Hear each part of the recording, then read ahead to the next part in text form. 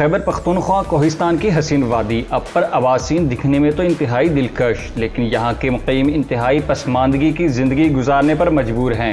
यहाँ के मुकीम लोगों का कहना है कि हुकूमत की जानिब से कोई सहूलत नहीं फराहम की गई। सड़कें हैं, न बिजली, न अस्पताल, न मोबाइल नेटवर्क। सेहती सहूलियात का बहुत बड़ा फुकदान।